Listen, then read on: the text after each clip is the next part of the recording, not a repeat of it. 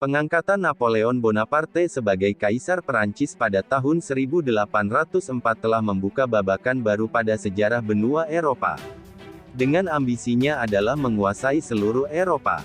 Untuk itulah, Napoleon kemudian membangun kekuatan militernya. Di daratan dapat dikatakan Napoleon berhasil memperoleh keunggulan yang besar dan pasukan Perancis berhasil melibas sebagian besar lawan-lawannya. Namun, ambisi Napoleon menjadi seorang kaisar Eropa yang sesungguhnya, terganjal oleh musuh utamanya, yaitu Kerajaan Inggris. Sebelum menyatakan perang dengan Kerajaan Inggris, Perancis pernah menjalin perdamaian melalui Perjanjian Amiens pada tahun 1802. Namun pada tahun 1803 Napoleon kembali memaklumkan perang dengan Inggris. Bahkan Napoleon berencana untuk mendaratkan pasukannya ke daratan Inggris. Disinilah, Napoleon harus menghadapi sebuah kenyataan, bahwa untuk mewujudkan rencananya tersebut, Napoleon terlebih dahulu harus mencapai keunggulan mutlak di laut. Masalahnya, untuk Angkatan Laut Perancis harus berhadapan langsung dengan Angkatan Laut Inggris yang terkenal tangguh. Menaklukkan Angkatan Laut Inggris, menjadi obsesi terbesar bagi Perancis, untuk bisa menguasai Eropa. Kekhawatiran Napoleon terhadap dominasi Angkatan Laut Inggris, terutama di perairan sekitar Selat Channel, karena itulah satu-satunya penghalang terbesar dan terberat jika hendak mendaratkan bala tentara Perancis ke tanah Inggris. Selain itu, Angkatan Laut Inggris juga telah melakukan blokade laut terhadap armada Perancis dan sekutu-sekutunya. Kondisi ini menyulitkan Perancis untuk berhubungan dengan dunia luar melalui laut. Padahal Napoleon berharap Perancis dapat menghimpun dan mengkonsolidasi kekuatannya secara maksimal untuk memenangkan perang dari koloni-koloninya. Sebagai langkah awal menghimpun kekuatan angkatan laut yang besar dan kuat, Napoleon kemudian beraliansi dengan beberapa negara yang memiliki masalah dengan Inggris, seperti Spanyol dan Belanda.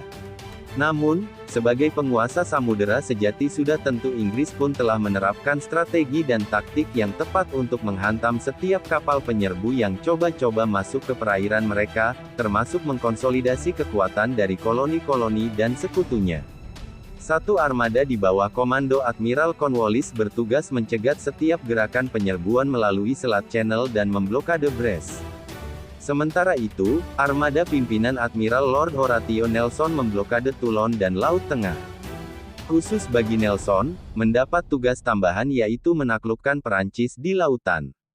Pada tanggal 19 Oktober pukul 6 pagi armada gabungan Spanyol dan Perancis yang berkekuatan 33 kapal perang yang terdiri atas 18 kapal Perancis dan 15 kapal Spanyol di bawah pimpinan Admiral Pierre de Villeneuve, bertolak dari pelabuhan Cadiz dengan barisan longgar berbelok ke selatan di sepanjang pantai Andalusia, lalu menuju Gibraltar untuk menyelinap masuk ke Laut Mediterania dan berharap tidak bertemu dengan armada Inggris.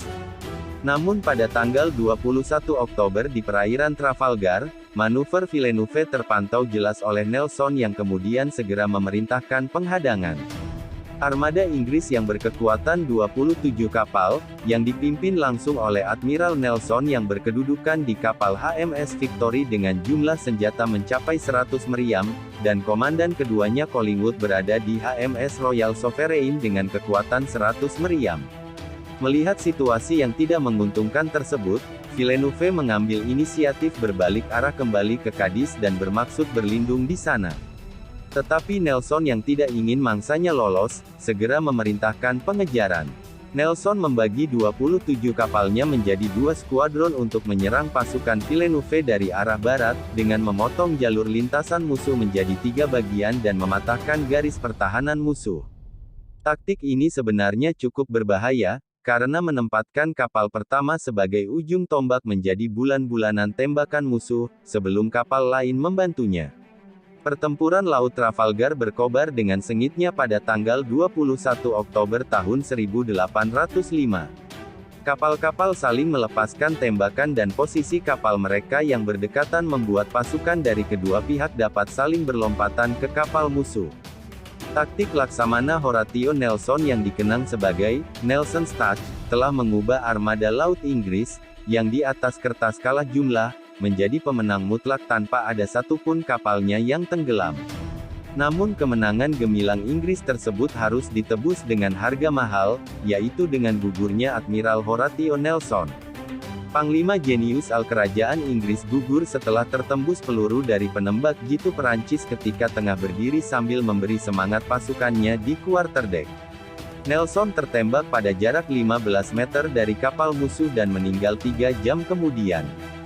Selama 5 jam pertempuran itu, Inggris berhasil menghancurkan 19 dari 33 kapal armada gabungan Perancis dan Spanyol dengan korban tewas mencapai 3.243 orang dan 2.498 orang terluka. Sementara itu, Panglima Perancis Laksamana Pierre de Villeneuve dan kapalnya tertangkap oleh Inggris. Korban di pihak Inggris mencapai 449 orang tewas dan 1.246 orang terluka. Kapal-kapal dari armada gabungan Perancis dan Spanyol yang tersisa berhasil meloloskan diri ke Cadiz. Perang Trafalgar telah menjadi contoh mengenai keunggulan Inggris di bidang persenjataan, taktik perang laut dan industri maritim. Kapal-kapal Inggris memiliki kemampuan manuver lebih baik dibandingkan kapal Perancis Spanyol dan dipersenjatai dengan meriam yang berdaya jangkau lebih jauh. Namun meskipun demikian, kekalahan Perancis Spanyol dalam pertempuran Laut Trafalgar 1805 sesungguhnya lebih disebabkan oleh kekeliruan mereka sendiri, dibandingkan keunggulan lawan.